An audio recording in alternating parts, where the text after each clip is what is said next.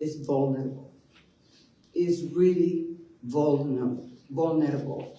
With a blink of an eye, we could have an oligarch turn this country the way that we never thought could happen. It is up to us, the people, to fight for what is right, and the determination to make sure that we are going to do right by the people, and we're going to do right by this nation. So, Claire, this moment has found you, and I have the faith that you're going to rise to this moment, and you're going to make possible that every Latino, every immigrant, and every person in this country have the feeling that they are being seen and valued. Gracias. So I want to welcome our final guest speaker, President of UAW, United Auto Workers, Region 9A, Brandon Mencia. We need working class people to run for office in this country at all levels. Whether it's city council, to state senate and state assembly, to Congress, to the White House, right? That's what we need in this country. It's people who can actually understand what the struggles are and what the values are and what we hold dear and what we need in this country, right? We have a cost of living crisis. We have healthcare crisis. We have a housing crisis. Every single aspect of life that affects working class people is what we need leaders to rise up right now and speak out and run for office in order to create an alternative, right? An alternative to that all of our speakers today have, have shown the opposite of, right? With Donald Trump and Elon Musk running this country. We talk a lot about, in this country, about, the union brand, right? Folks always, they want our endorsements because they're gonna stand up for working people and speak out for union issues. And we have a lot of those champions, authentic champions here right now with us today. So we wanna thank all of the leaders in this room who do stand with unions, and a round of applause for them. But Claire is unique, right? Oftentimes, we get folks that also fill out our questionnaire for endorsement who say that they were once, a union member, right? They were a teacher for a period of time, or they worked in the city and therefore belong to a city union, and that's great. We need those folks to run as well. But Claire is a union leader and a union organizer, right? And that's the difference, right, with Claire. Claire is someone who didn't just sign a union card, right, and paid her dues.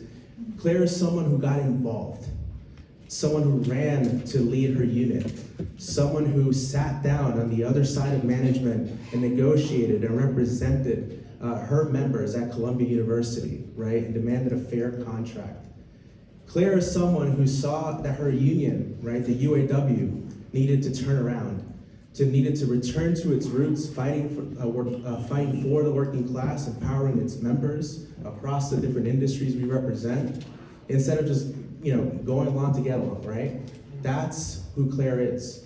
So Claire, not only has that union card and that union brand, Claire is also responsible for the election of Shawn Fain. So if you see that movement that emerged in the UAW over the last 2 years to fight, to organize workers in the South at places like Volkswagen in Chattanooga, Tennessee, that fought for justice for Big Three workers, and now we're fighting for justice here for legal services workers and academic workers and movie theater workers and museum workers. Claire is a part of that movement and a leader within that movement. And that's what makes her different, right? So with Claire, we don't have someone who we have to explain what it's like to be a working class person because she's lived it.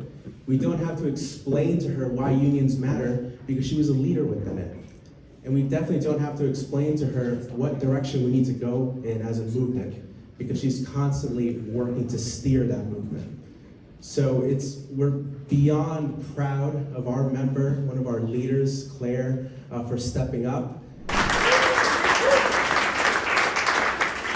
I ran for office because my union changed my life. We talked a lot, or Brandon at least talked a lot about my work in UAW, but really it's such a transformational thing to see that when everyday working people come together, we can move mountains. And I saw that in my union. I saw that when we come together, we can beat the boss, we can win the good life, not just for ourselves and our families, but for our coworkers at the shop, and we can spread that message across the labor movement too. I am so profoundly lucky to be the beneficiary of generations of organizing that preceded me. I've been blessed to stand on the shoulders of union leaders and union organizers who sacrificed so much for the dignity and the basic rights that not only I get to enjoy, but so many other people enjoy. And I'm profoundly proud to be part of that history and that organizing.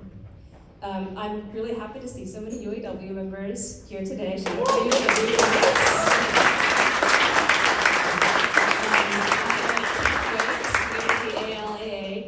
Bargaining campaign kickoff tomorrow. You should all come. It's going to be so much fun. You know, there's so much hope to be found in workers' struggle for a better world. ALAA, for example, isn't just bargaining for themselves. They're bargaining for the communities that they serve, and they're bargaining for all of us, really. And it's a really beautiful thing to see, especially in a moment when it feels that possibilities are being foreclosed. We have to look at each other for strength and for discipline and for hope and for joy. We have to remember that we are many and they are few, and that's where our power is. The task before us is enormous, and the Congressman spoke really beautifully about this. We have to be incredibly sober about the next 4 years and even beyond that. Climate chaos is here. ICE is at our neighbors' doors. Our rent is still too damn high, and eking out a decent living in New York City is still impossible for far, far too many of us. But we know that in the richest city, in the richest country that this world has ever known, no one should have to scrape by to make a living, and no one should live in fear.